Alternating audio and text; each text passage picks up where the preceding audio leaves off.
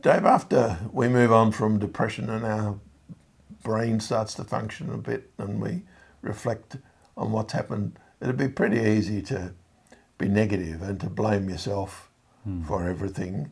How do we get past that?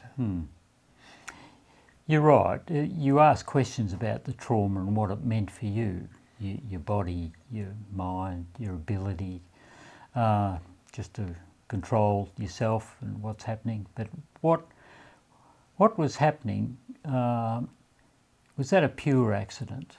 And if it is, accidents are accidents. There's no intentional there. You might have been responsible, but it wasn't intentional that this happened.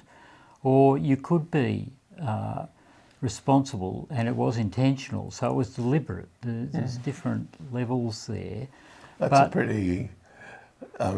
that would be pretty hard to overcome, is to suffer a trauma and know that somebody deliberately wanted to make this thing happen to you. Yes, That's a big journey to get to grips with. It is. Yeah. And war situations are typical of that. There's someone out there deliberately trying to kill me.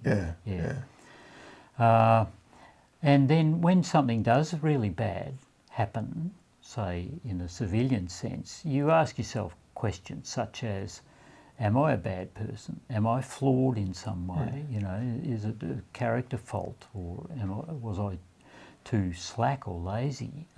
That's like a real loss of confidence in yourself.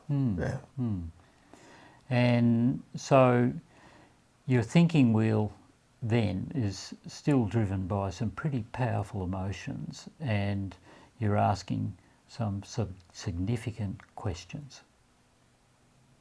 When our thinking becomes more accessible and we're reflecting on what's happened, we could get faced with some pretty serious consequences as to what life is going to look like from now on. How does that work?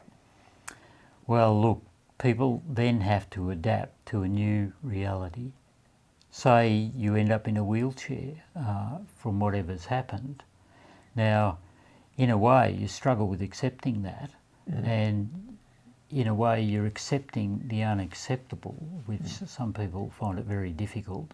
But part of that is adapting to the new reality that you now are living with. The house is gone. You're not allowed to build back on the flood zone. All these things, or you've got the virus and the long version of it is kicking in.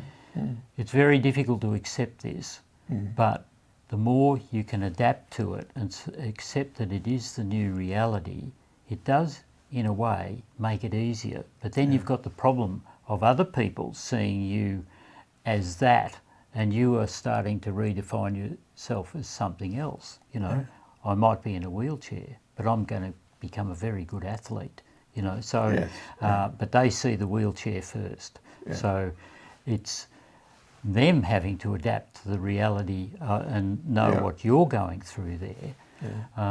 So adaptation sounds like it could take some time. Yes. And different people would adapt at different rates. They do.